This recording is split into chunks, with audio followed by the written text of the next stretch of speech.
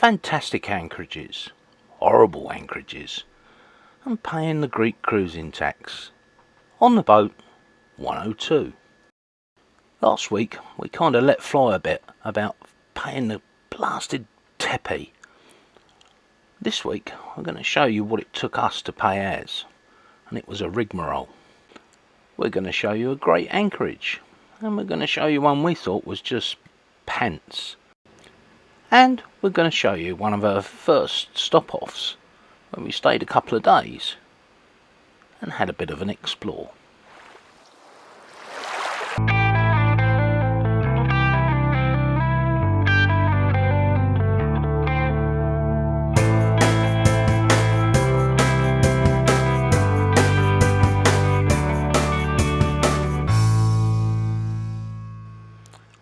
Chapter 6, How to Pay Your Greek Cruising Tax. This was our personal experience, but it seems to be one a lot of people are having.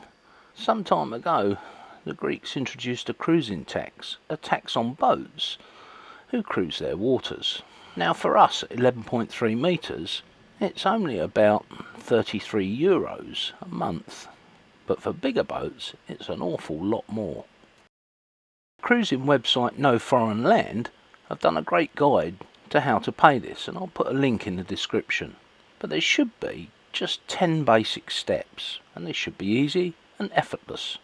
Now I'm not going to talk you through all the steps we had to take, but those 10 basic steps are marked in yellow.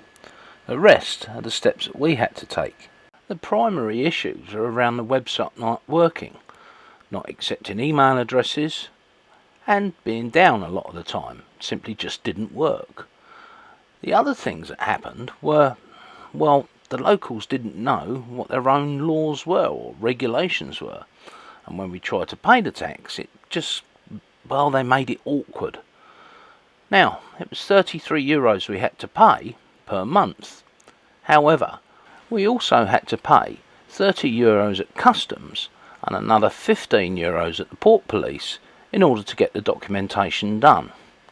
And again, we had to pay €58 to stay in a marina overnight, where the police office closed at 3 in the afternoon and the post office at the same time, and it was 3 kilometres away. None of the guidance mentioned that we could actually pay the Tepai at customs, provided it was less than €120 or so. The information was absolutely useless. And then after we'd jumped through all the hoops, they issued us with an 18-month transit log, which was wrong. We should have either had an indefinite one or no transit log at all.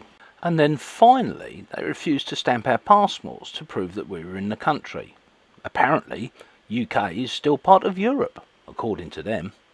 Now, if the Greek authorities don't actually understand their own regulations, how on earth are they able to explain them to us, or for us to make sense of them? It's crazy, but enough of that.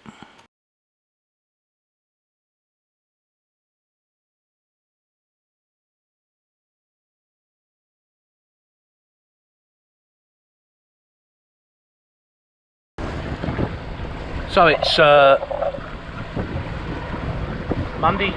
Tuesday morning, having arrived Thursday afternoon. We're now moving on because, hooray, our Tepai is showing us paid on the Tepai website. The website was down most of the afternoon yesterday, couldn't get on. Got on this morning and it is showing us paid. So we've emailed it off to the lovely lady at customs. And now we're moving on. So we're actually going in the wrong direction. We're going away from Corfu, back up to the marina. We're going to fill up with diesel because it's the best place to do it at the moment, or the nearest place to do it. And then what we can do is we can have about 3, maybe 4 weeks at anchor as we work our way down the Greek coast. And we'll be able to get the drone up. We wanted to get the drone up here, but we're so close to the airport, it's a no-fly zone. So there we go. In with the oi polloi and the super yachts we were. And they're smashing tender drivers. What lovely chappies they are, coming past at 20 knots, 10 o'clock at night, with all their guests out their brains, creating havoc and wash. Lovely. Thanks, chaps. I'm in a funny mood this morning. We filled up with diesel this morning and then proceeded to burn some of it. There's been absolutely no wind, you can see behind me. David and Caroline are in Eternity, just over there. Absolutely negligible wind, 1 or 2 knots. We've motored down the Corfu Channel. A lot of the anchorages seem to be full of flotilla boats, so we're trying somewhere a little bit different, a little bit quieter. I'll turn around so that you can see. So we're going to try this. We've also had to dig out all the stuff from the aft cabins. The autopilot kept flying a wobbly, just suddenly veering in different directions. Only a degree or two. I managed to get in there while we were under power and disconnect the arm and have a look at it. I now need to recalibrate it as if it was its initial setup again while the water's flat and there's no wind. But first I'm going to have a drink, dying of thirst.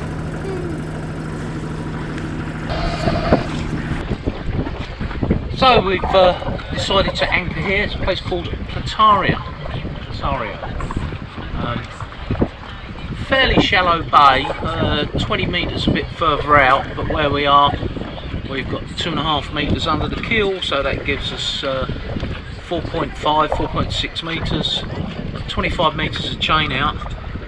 We're on a lee shore, but the wind is supposed to be very light. I've put an anchor alarm on. Very pleasant, fairly unspoiled. There's a small marina behind us. Looks like they put boats in by slip, so nothing big there. And then if I turn the camera the other way, let's get you out there. There's a little harbour there, little caterpillar excavator working on the harbour wall. And some fairly biggish boats actually up against the quay there, so we're going to go and take Oscar for a wander later and see if it's possible to pick up water or what have you there. Scottish flag flying, see it there, blue with a white cross. Yeah, very, very picturesque. Big tall mountains behind us all the way around, so fairly protected apart from the one direction the wind's coming at the moment. But if it does get up, later, which the forecast doesn't say it will do, it's very light winds, then I'll move further out into the bay, or there's a little bit of the bay that's better protected further out and just tucked behind. So yeah, there we are. First day in Greece, kind of exploring and getting around since we managed to get our Tepai sent off this morning. So that's been a complete pain in the ass. I will do a whole thing on the Tepai because they've actually given us the wrong transit log as well, but it's just not worth trying to argue with them. They don't know their own rules. They don't know the rules that the government have set out for them. But hey ho, we're here now. We've done everything we can to do the right thing, make sure we've got all the right paperwork in place. There you go. Right, time to lay in the sun, I think.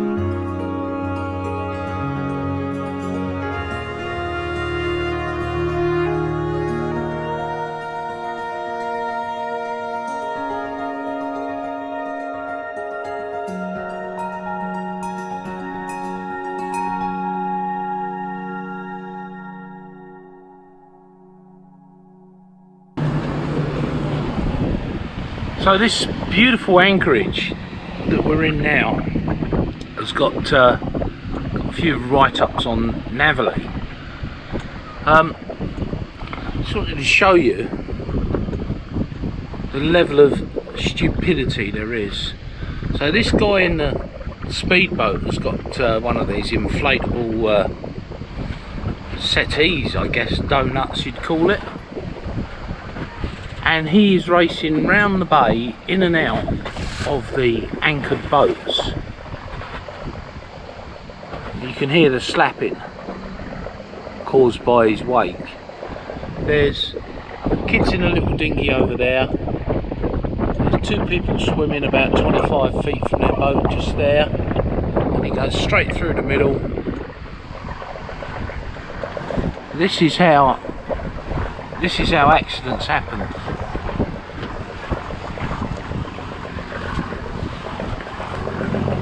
So while he's out there, he's fine. But what does he do? Watch this. Do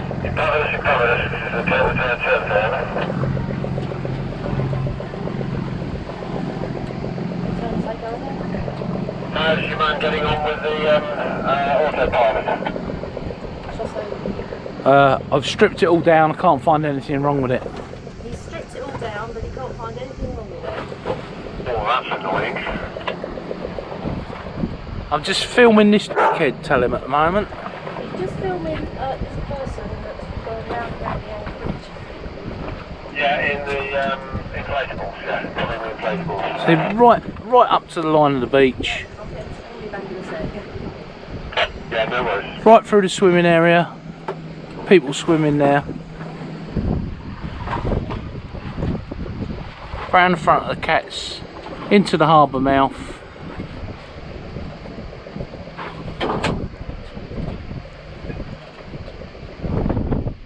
And along the line of the anchored boats over there.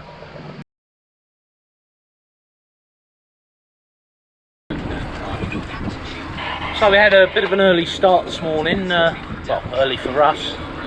Oscar on the beach at 7:10, weighed anchor about 8 o'clock. Sailed most of the way to the port that we're going to now, or the inlet that we're going to. Well known on the mainland. Got a bit of a following to see. We've just got the jib up for now. Just put the main away because the wind is about to power up a little bit, 20-25 knots within the next hour or so. Got a few white caps behind us, but as I say, it's following, so just the jib. We're 1.3 miles from Preventer. So we're going to go in and anchor here for a couple of days, I think. Yesterday's anchorage, or last night's anchorage, was absolutely terrible. Really rolly. We couldn't get a stern anchor out or bite the chain because you know, put the line to the chain and pull the boat round into the swell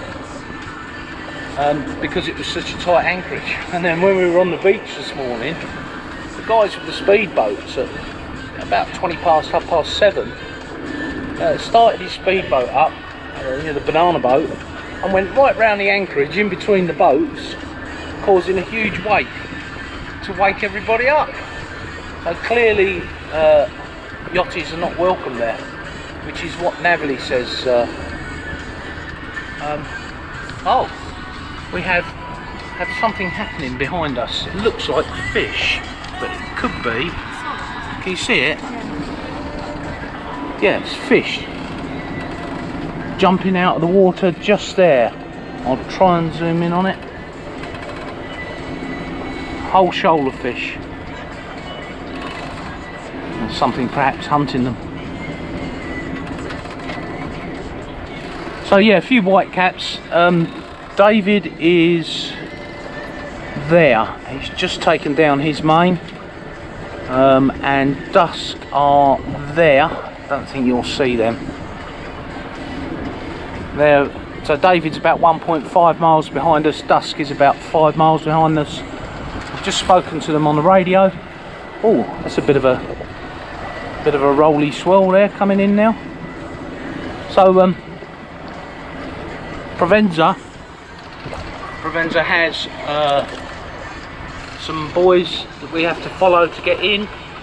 I'll put the camera down now, but hopefully we can show you as we go in.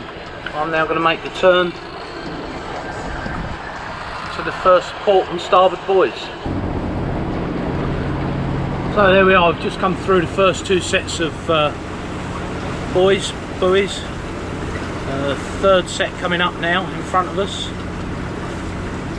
Quite an easy entrance, but the water shallows very quickly from 50 metres to about 12, so this means the swell heaps up a little bit, but nothing to worry about. So we actually go in the channel at an angle where you'd think there was deep water. Apparently there's not, according to the chart. And say third set of buoys now coming up, and then the fourth set, and then we're sort of start looking for an anchorage. Oscar's having a good look round. Oh, is that something on the lens? Oscar's having a good look round, aren't you, Oz? He's Smell the land. standing on a book so he can see what's going on. Yeah, he can smell the land. He went ashore this morning, but like all dogs, he's only happy when he's playing on the beach. Is that right, mate? Yeah. There's loads of beaches here, Dad. I see them. There's one over here. There's one here. There's one there. There's one there. I stand on this book, I can see them all. Yeah, loads of beaches. So we're on the town quay. We've come down for a coffee to walk Oscar. That's the town quay there. Lots of boats here, all different nationalities. A lot of Germans and French. There's a Swiss boat there, a few English boats with the ensigns flying. So you drop your anchor and reverse onto this town quay, and then there's lines from the back of the boat to these big stainless D-rings. It's very clean, it's well maintained, lots of grass, trees, plants. It really is made to invite people in, which is nice. Much better than the place we were before, where we weren't really welcome. Yeah, great.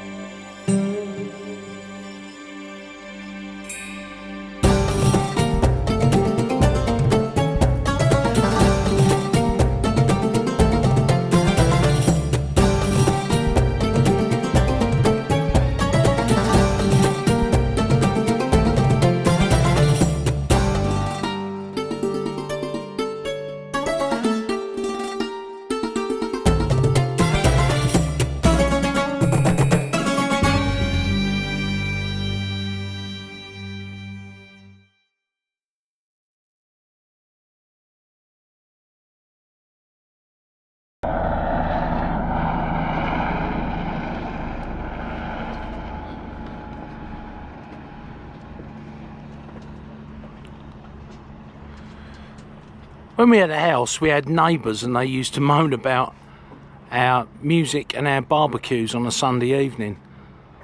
Since we've had a boat, nobody's complained about our helicopter taking off on a Sunday evening. Have they, darling?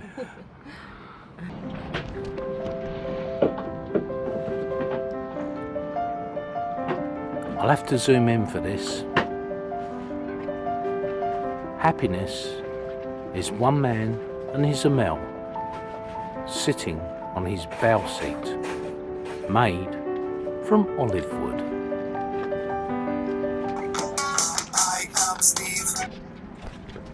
Thank you for watching, and thank you to all our Patreons. Yeah, thanks patrons. You make these videos possible. Without you, we wouldn't be making videos. And look at this view. Look at the view. Of course, you're getting this a week early. In fact, you're getting it this afternoon, as soon as I've uploaded it. Couple of things I wanted to explain. One was about the Tepai. That's our personal experience. We're over it now. Yeah, we're over it now. It was quite stressful because there's all kinds of threats if you don't pay it and you can't move on your first port of call and all that. And you know, we're doing our damnedest to try and stay within the regulations. And the site didn't work, the links didn't work, and 6 email addresses it took before we eventually got it. Oh, you come say hello. Yeah, I don't want to be the fuel. So, the first anchorage we went to was really lovely, wasn't it? It was lovely. Lovely and peaceful, lovely people. We went ashore and had a few beers, and lovely, lovely people there. A nice town, we'd certainly recommend that. The second anchorage...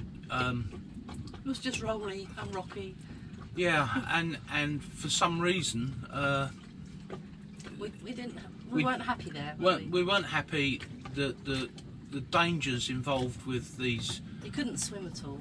The speedboats going round and round, and we all know of the accidents that have happened and continue to happen because of powerboats going through anchorages at speed and jet skis and what have you.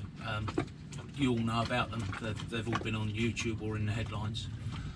But overall, it's beautiful here. Yeah, we're really enjoying we're in it now. Provenza, not Provenza. As you kept saying. Yeah, she kept saying. And it's gorgeous, and you saw the little fly around that we did with the drone. We were limited because we're just outside the no-fly zone, so we were limited on height. But I think you got a general idea of how peaceful and quiet the anchorage is, and just look behind us. It's lovely. It really is. So once again, thank you to everybody. Yeah. And we'll see you next week. Oh, don't forget, if you like the videos, give us a thumbs up and hit the subscribe button and the little bell there, because it all helps us to get noticed by YouTube. Thanks a lot, guys. Bye. Sail safe.